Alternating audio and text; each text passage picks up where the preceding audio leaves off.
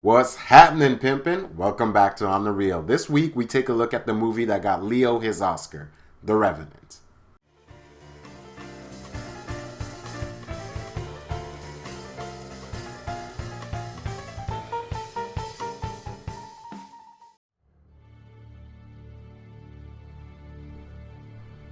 Alejandro Gonzalez Iñárritu. This man is on a roll. I mean, he got them Oscars back to back. Yeah, he's got them back to back. And with The Revenant, he shows why he deserves it.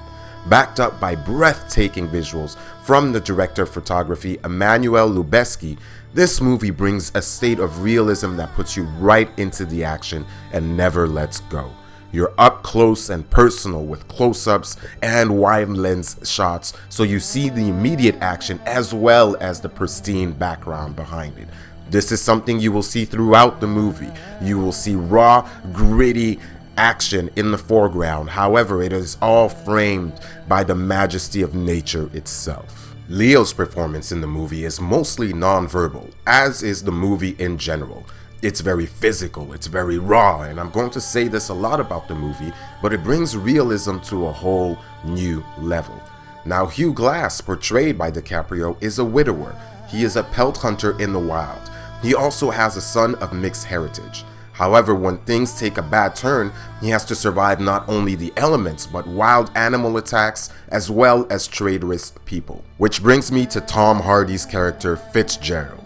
And he depicts the lowest base instincts a person is reduced to when having to face and make a living off a harsh environment. His portrayal is at times cartoony and at times infuriating. He is pretty much the worst human being, and his performance is guaranteed to have you feeling some type of way. Most of this movie is conveyed through the use of visual storytelling, and the genius of it is that so much is done without dialogue. Where certain other movies feel the need to cram exposition down your throat, this one builds entire, meaningful, and captivating scenes with not a single word spoken. The story is set in the 1800s in the American wilderness. We follow a hunting expedition gone wrong, leading to the oldest fight of them all, man versus nature. We also have some man versus man conflict, as Leo's character must survive to get revenge on one of his former hunting mates.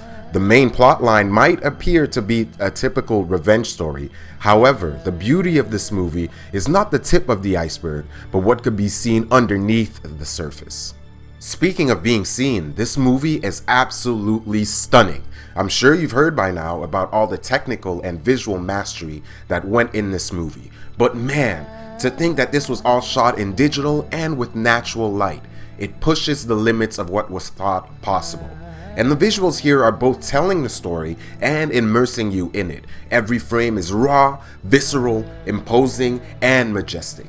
You feel the cold, the pain, the terror, and the fight to survive in nature. And now we've come to the rating of this movie, and I have to give The Revenant a dope rating. I mean, don't get it twisted. This movie is raw, it is painful, it is brutal, it was hard to make, and it's hard to watch. But if you can get through all of that, what you will get is a movie that is beautiful beyond belief. And it's absolutely captivating. I mean, the visual storytelling in this movie is a class above. And that's why I have to give it such a high review. It is not an immediate classic because it is not for everybody. I mean, this movie is literally hard to sit through and watch, but it's absolutely worth it. So what about you, Pimpin'? Did you see the movie? Do you agree? Leave a comment down below, hitting all them buttons down below as well, and let me know, alright? This is RawBlack, signing out.